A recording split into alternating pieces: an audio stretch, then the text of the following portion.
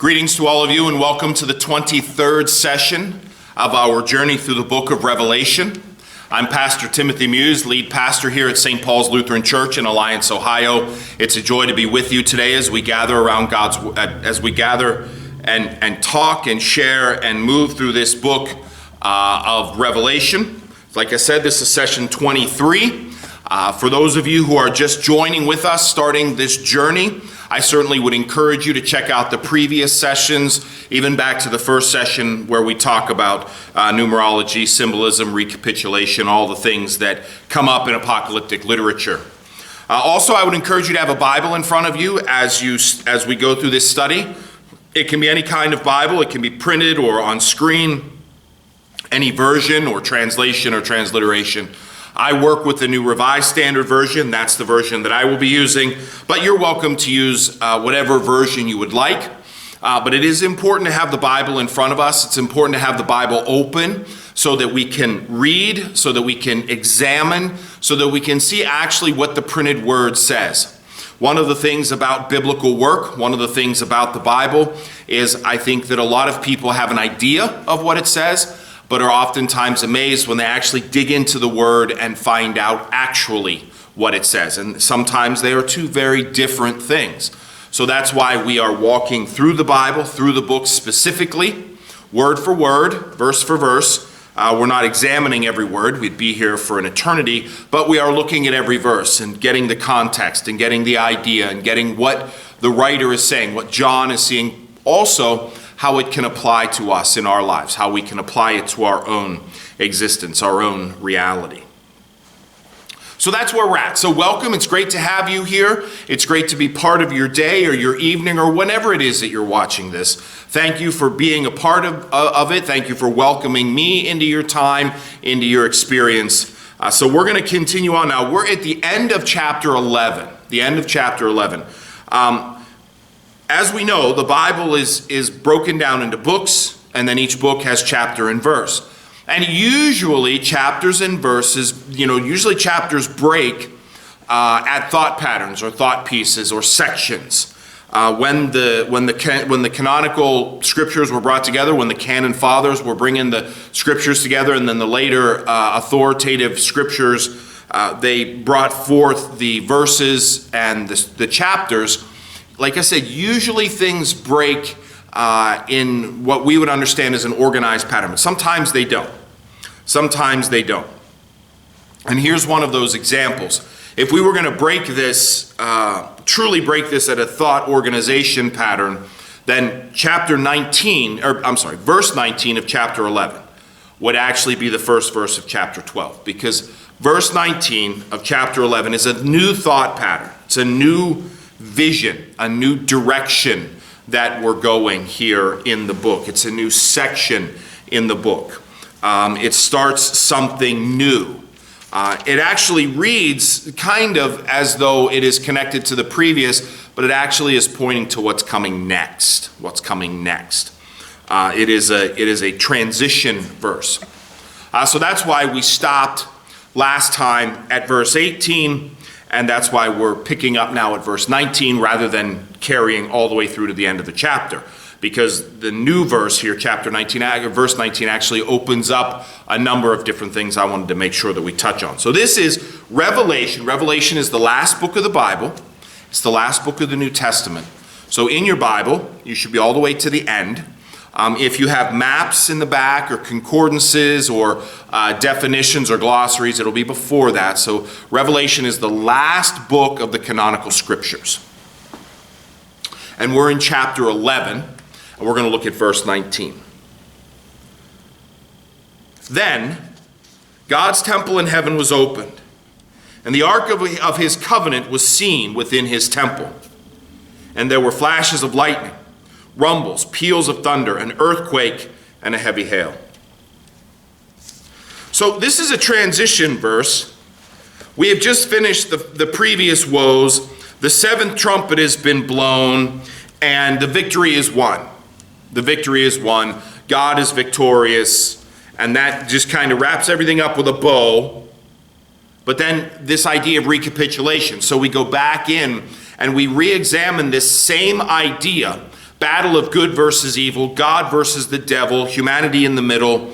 So we keep wrapping these stories back around. And we do this for a number of reasons. The author does this, the vision does this, because the more we see it, the more we know it's true. Think of any, kind of following any sports team or anything of that nature. 1 win, great. 5 wins, okay, that's better. So the more repetition, the more times we see God winning in the end, the more we come to believe and hold on to, even in the midst of this time of great peril and turmoil and struggle and evil. And we can remove the pandemic from it, and we just know that life in general is filled with turmoil and struggle, and that evil nips at our heels all the time.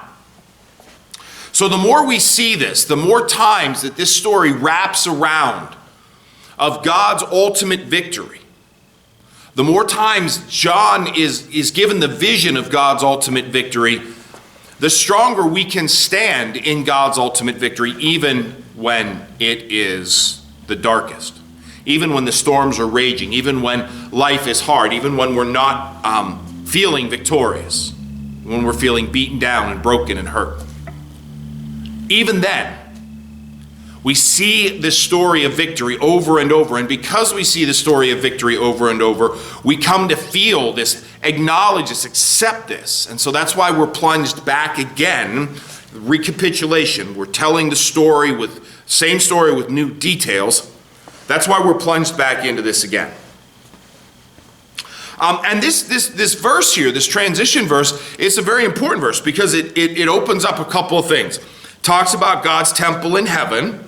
The temple, we as Christians, we don't call our worshiping facilities temples.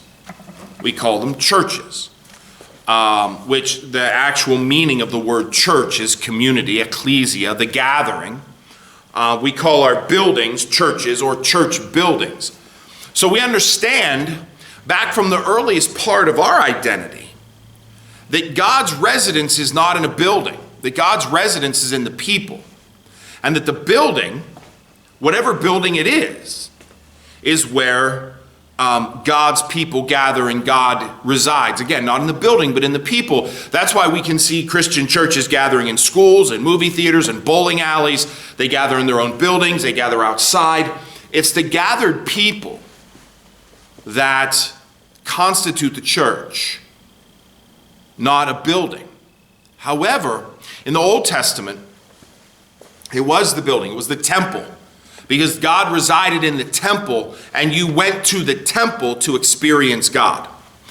So here is this identity, this wordage that connects us back to the Old Testament. So what John is seeing now certainly has its roots in the Old Testament. It goes all the way back to the beginning. There's no question that this God that John is seeing now is the God of the Old Testament.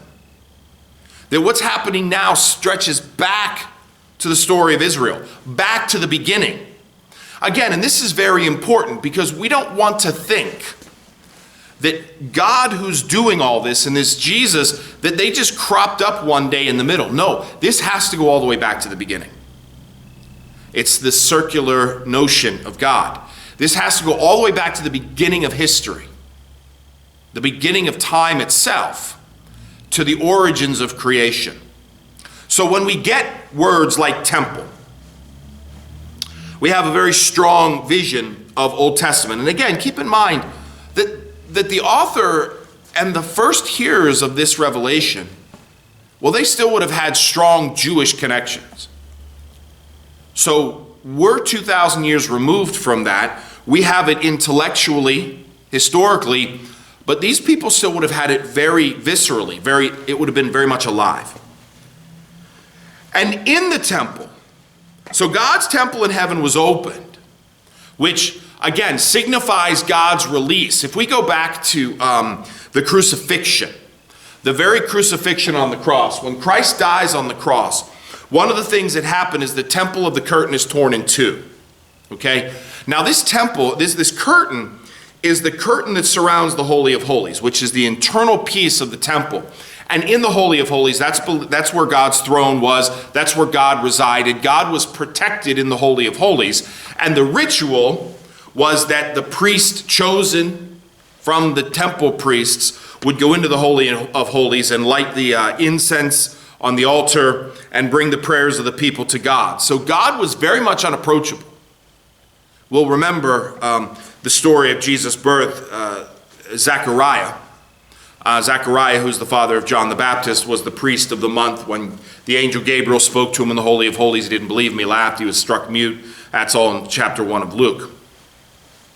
But the important part is, with God's temple being opened up, that means God's accessible. God is no longer hidden. God is accessible. And when the temple is opened up, the Ark of the Covenant is seen within his temple. Now this is fascinating. This is fascinating. The Ark of the Covenant, now this goes all the way back to Moses. 10 Commandments. 10 Commandments are written. They're put on a stone on stone tablets, 3 and 7, as history reveals. Once they are spoken, once the covenant is spoken, once the law is spoken, the tablets are broken and then they're put into this ark, this vessel that is meant to carry the power of God, the law. And the Old Testament talks about, when the Ark of the Covenant represents God's power in the world for the Israelites. So when the Ark of the Covenant was in the front, then the people were undefeatable. People were undefeatable.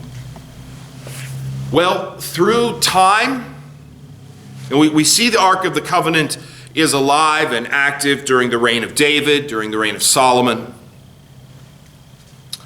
But in time and history, the Ark of the Covenant becomes lost. It's actually one of the greatest lost artifacts of the Old Testament. People still look for the Ark of the Covenant. Indiana Jones, we all remember the movie, Indiana Jones, the Raiders of the Lost Ark. Yeah. Mm-hmm. The Ark of the Covenant, there are beautiful copies made, and they're on display in the Middle East. But the original Ark is still unfound. It is still lost. Lost in time, lost in history. No one really knows what happened to it. There are stories that the ark was taken during a conquest. Again, because the ark wasn't leading the people. This was all part of the fall of Israel as they stopped following God and started following themselves, which is always the fall of any people of God, because they stop following God and start following themselves. So here's the Ark of the Covenant. Now the Ark of the Covenant is revealed. Now, in Jewish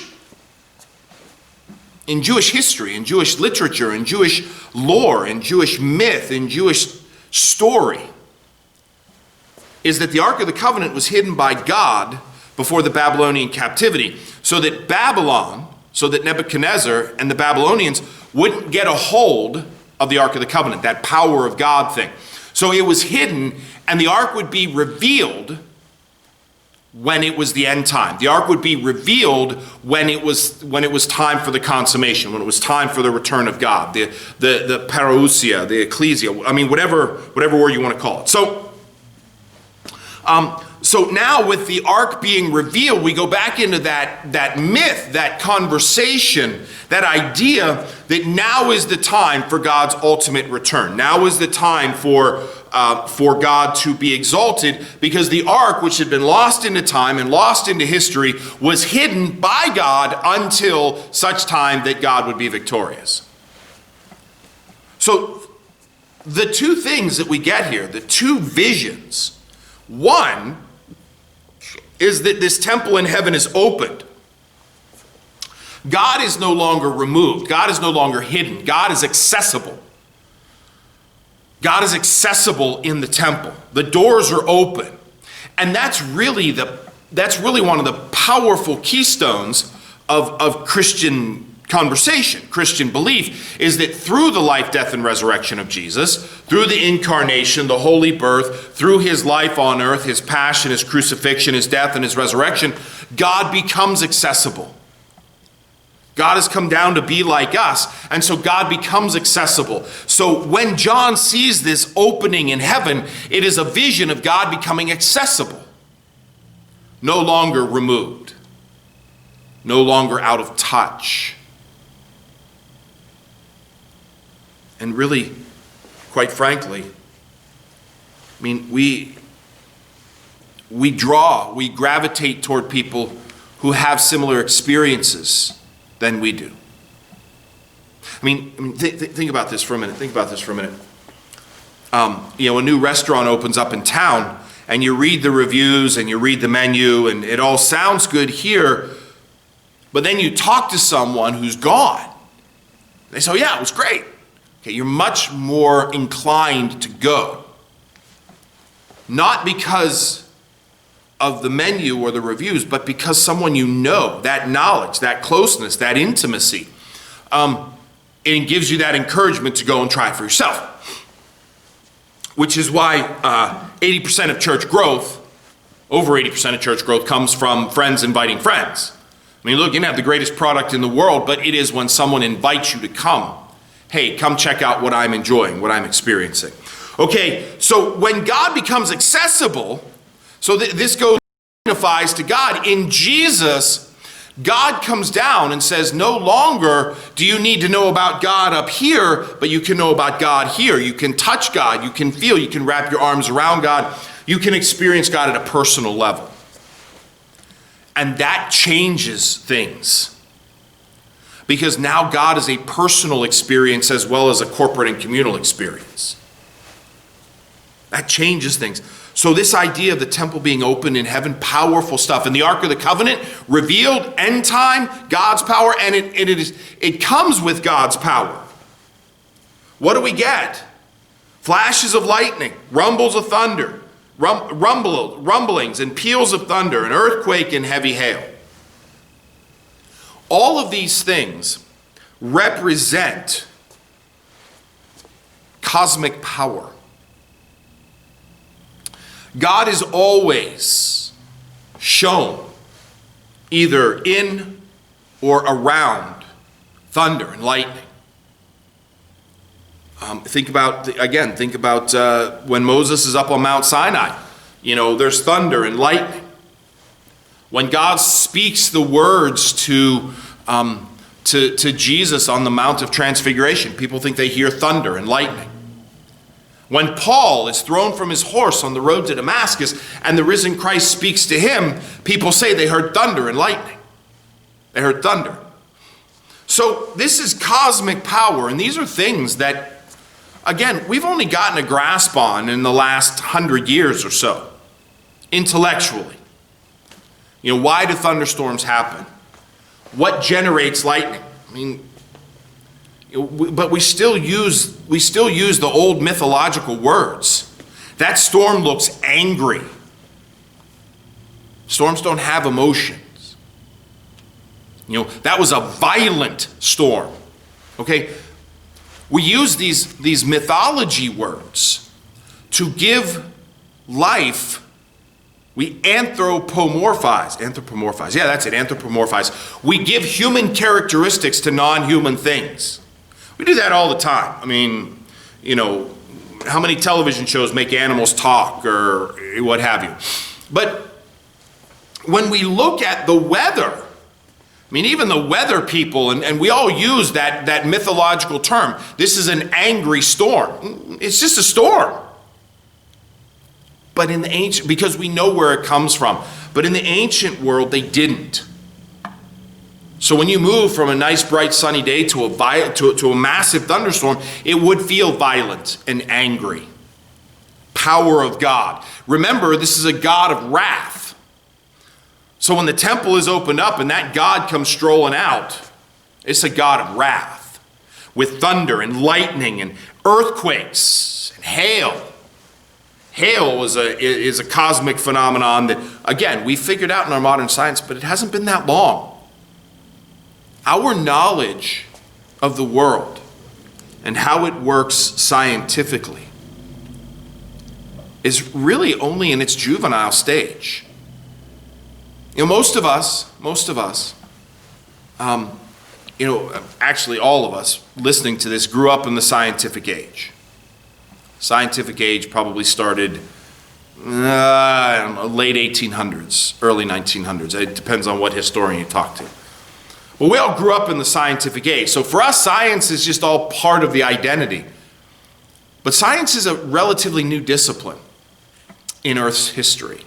And when we look back into the scriptures, we need to understand that there was great mystery to flashes of lightning and rumbles and peals of thunder and earthquakes and heavy hail. Where did this stuff come from? I mean, clearly it came from God. And I mean, you look out at a bright sunny day and you think God's happy. You look out at a thunderstorm and you think God's not happy. God's angry. Thunderstorms are anger, wrath, violence. And we still use those words today.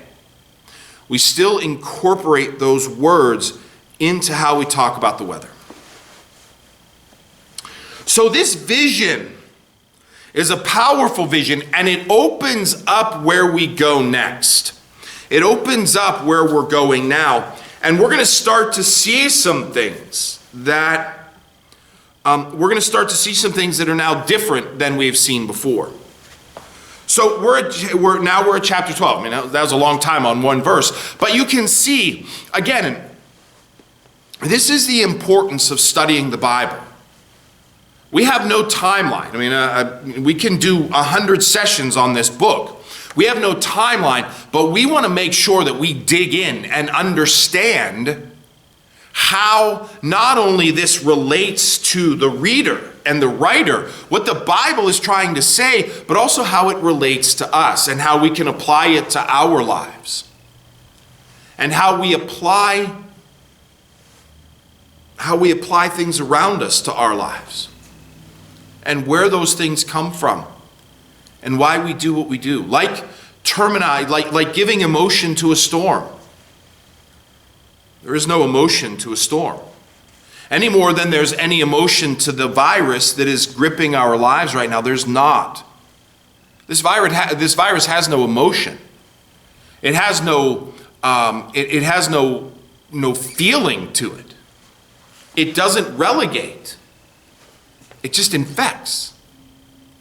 And anytime we want to put an emotion to something like that, we're not doing it justice, because when we create emotion, when we anthropomorphize something and we give something emotion, then we can categorize it in our own heads. Think of it this way. Think of a rose. You have a very beautiful petal with a very beautiful smell, and then you have the thorns on the stem. Now, what's the beautiful part of the rose? Well, the petals. What's the aggressive, the angry part of the rose? The thorns. But neither one of those really are, we term them. But intrinsically, the thorns are not angry or evil. The thorns are protection. They are to protect something beautiful. They have a purpose, a positive purpose. They're just not very positive for us when we look to clip the roses and we wind up getting a thorn in our finger. We apply the emotion like we apply the emotion to the weather that doesn't necessarily deserve it. So this is a sign of God's power. This thunder and lightning, earthquakes, hail. This is a cosmic sign of power that we still use today. We understand these storms to be very strong in their power. Okay, so after this happens, so now we're at chapter 12, verse 1. A great portent appeared in heaven, a woman clothed with the sun, with the moon under her feet, and her head had a crown of 12 stars. She was pregnant and was crying out in birth pangs, in the agony of giving birth. Then another portent appeared in heaven, a great red dragon with 7 heads and 10 horns, and 7 diadems on his heads.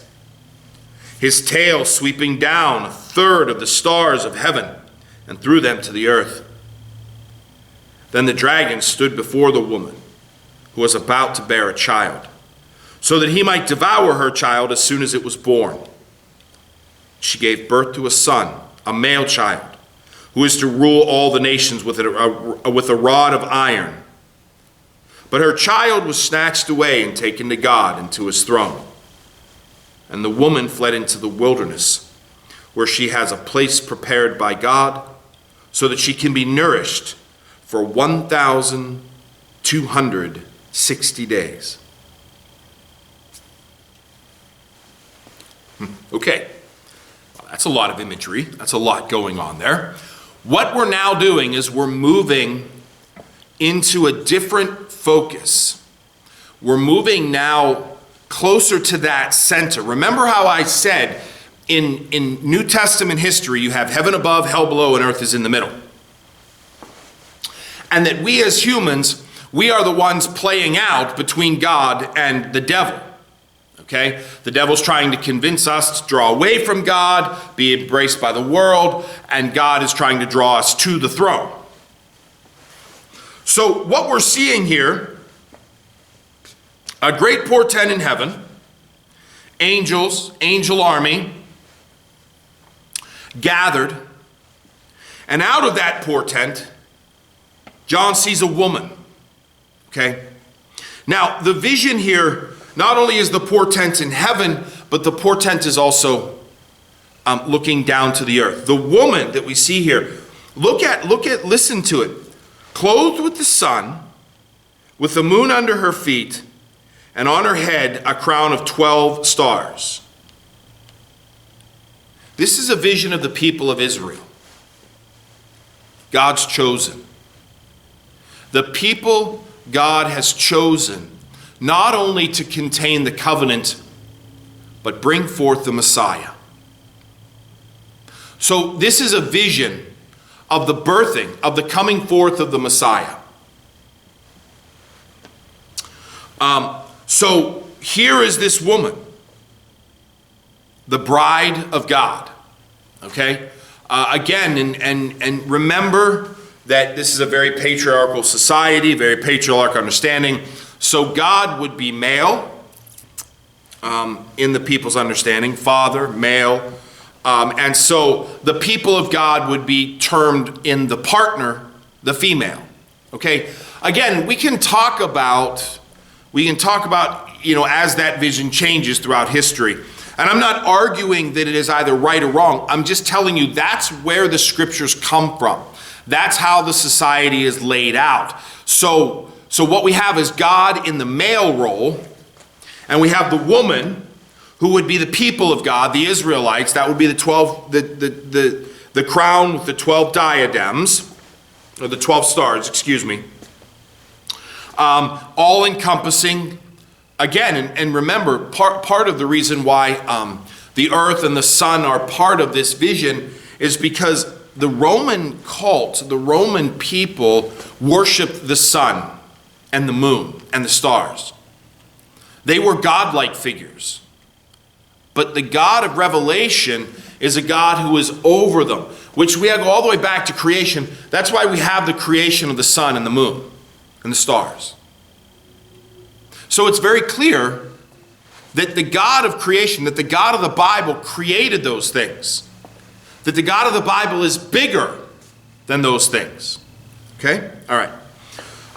So you have the portent. You have God's people surrounded by God's angels, surrounded by God's armies. She is in the birth pangs. So John is watching symbolically the birth of the Messiah, the coming of God's chosen, which we all know connected into history is Jesus. Now, one of the things that we need to make sure that we're clear about, because as we look at it, it's like, well, this didn't happen. The dragon, didn't get the child. No, the dragon didn't get the child. The dragon got the adult in the crucifixion. So the sweeping up into heaven that we see in a little bit, that's all about the ascension. That's about enthronement. So we're going to get to that. Okay. So she's giving birth. Another portent appear in heaven, a great red dragon. So this is the armies of darkness. This is the armies of evil. Now, why do they appear in heaven? Remember, John is being shown this. This doesn't mean that they're in heaven, per se. But John is being shown this, kind of like a video of what will happen. But the army, the battle does play out in heaven, ultimately. The battle for the throne of God, ultimately the devil will attack the throne. But we're going to get to that later. The red dragon, this is the devil. We finally have some kind of vision of the actual incarnation of evil, the manifestation of evil.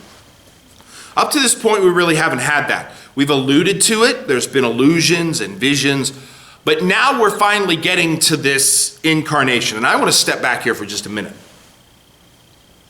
And I want to touch on this. First, I'm going to grab my coffee. Here we go. You know I got to have my coffee. I want to step back here for just a minute to talk about the idea of the devil. Now, there are two trains of thought that come out about the devil. Two trains of thought. The first train of thought, which is biblical, is that there is a conglomeration of evil, a manifestation of evil, that there is a malevolence bigger than us. We would call that malevolence the devil, Satan, Beelzebub. That there is an evil larger than us that is attempting to influence us. That evil exists. This would be the same evil that tempted Jesus to draw Jesus away from the throne. This would be the same evil that walked in the midst of heaven. This would be the rebellion of Lucifer. So one train of thought is that there is actually a manifestation of evil bigger than ourselves that we call the devil or Satan or Beelzebub or Lucifer or the dark one or the prince of darkness or the whatever. The other train of thought is that there is no manifestation of evil, there is no greater evil, that the devil is us, that we as humans are evil. So, I ascribe to the former. Do we as humans propagate evil? Yeah, we do. Do we as humans have evil intentions? Yeah, we do. Do we as humans struggle with evil? Yeah, we do. Are we intrinsically evil? I don't think so. We're born into sin. We're born broken. But are we evil? Is the manifestation of evil in the world residing only in us? I don't think so. I think there is a power greater than us. Because look, if we were just evil, then the cross event would be a whole lot less. What Revelation is showing here is that there is this manifestation of evil, and that manifestation of evil comes in the form of the red dragon. The red dragon. So the red dragon, now with 7 heads and 10 horns and 7 diadems on their head, and there's an allusion here to the Roman Empire that we'll get to later, because this allusion of the dragon will come back. But there's an allusion here. The 7 heads are 7 rulers. The horns are power. The diadems are riches. Okay, so everything has a symbological background. Everything has symbology to it. So, but we're going to get to that. I don't want to jump ahead of us too much. I don't want to throw too much at you at once. It's important for us to make sure that we can digest everything accordingly. So this is a massive figure. This is a frightening figure. A figure so strong that when its tail swipes down, 1/3 of the stars fall from heaven. This is one who wields some cosmic power, which if we would go back to the origins of Lucifer, which we hear about in the Gospel of Mark, about Jesus watching the devil fall from heaven, being kicked out, the rebellion, all of those types of things, then yes, the devil would have cosmic power. The devil would have power over part of the cosmology, part of the creative order. So then we get this image of the dragon standing before the woman who was about to bear the child, so that he might devour her child as soon as it was born.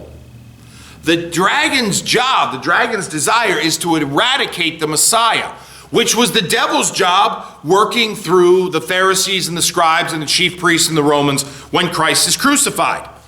So the vision is that the child actually never gets devoured by the dragon, but the dragon comes really, really close.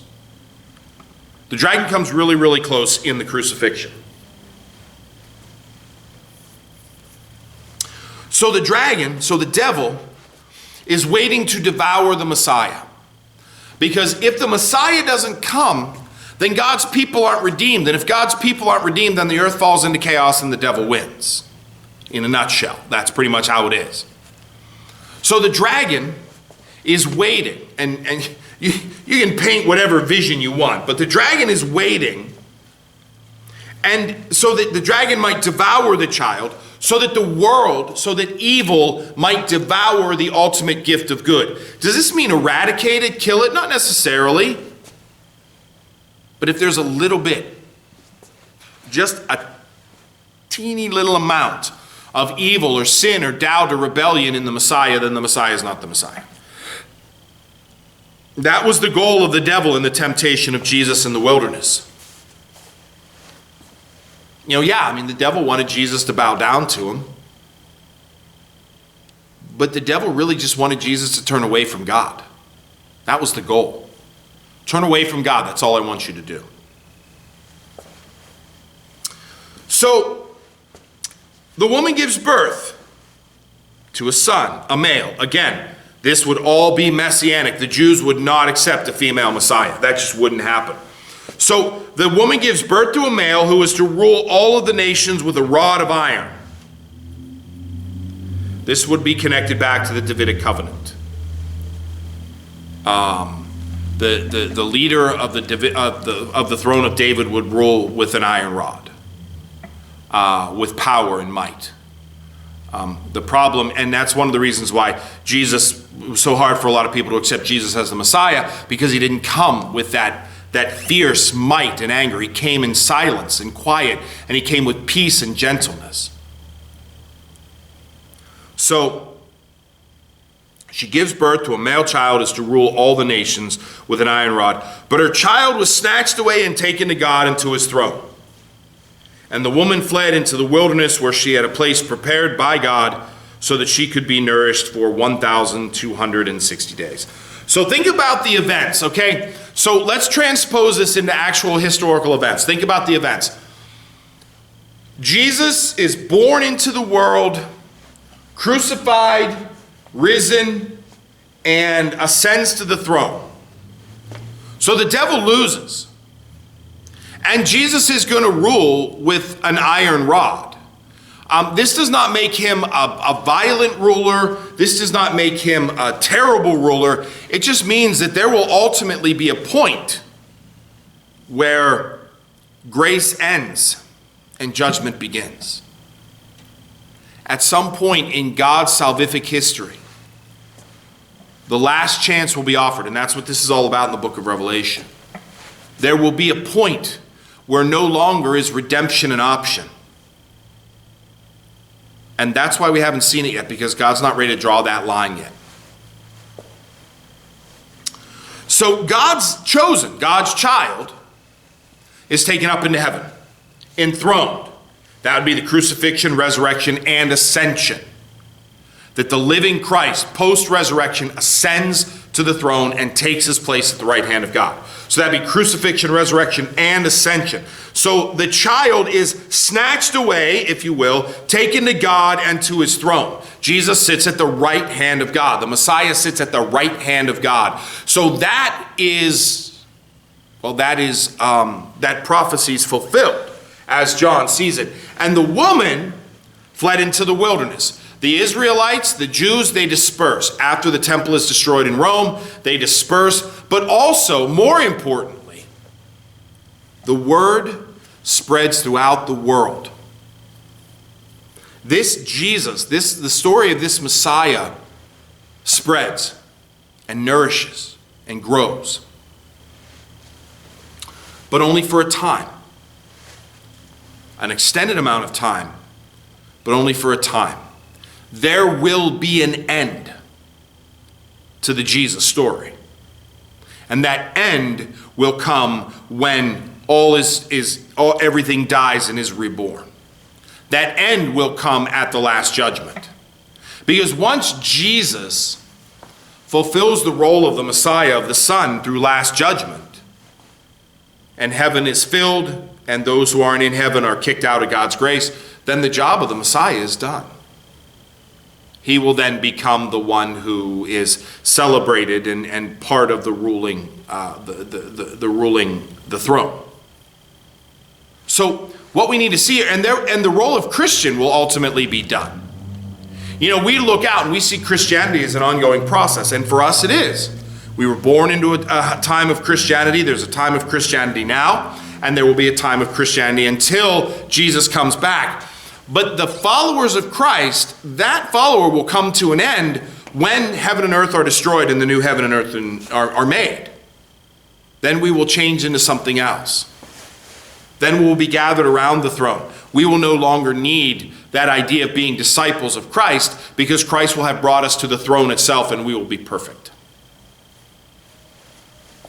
So the woman going off into the wilderness, that's the scattering of the word. That's the scattering of the people, which is what happens after the ascension. We see within the first 30 years after Christ's ascension, Paul has gone out and planted all these churches. Peter's gone out. John's gone out. The 12 have dispersed out into the world. The Israelites have dispersed from Rome into the world, into the diaspora. The word's out there. Anonymity, and believers protect the word. A place prepared for them. That's what we get. And that place is still there until Christ returns. All right, so I've just thrown a lot at you. A lot of vision, a shift here. So we're going to end here for now. We're going to end here for now. It's great to be part of your week. If you have any questions or thoughts or what have you, please feel free to reach out to me. My contact information will be up at the end of this session. My email, my Facebook contact. So please reach out to me. If you have any questions, I'll be happy to do the best I can to answer them. And either I'll message you directly or I'll incorporate them into what we're doing together. My friends, blessings to you. Have a great day and a wonderful week.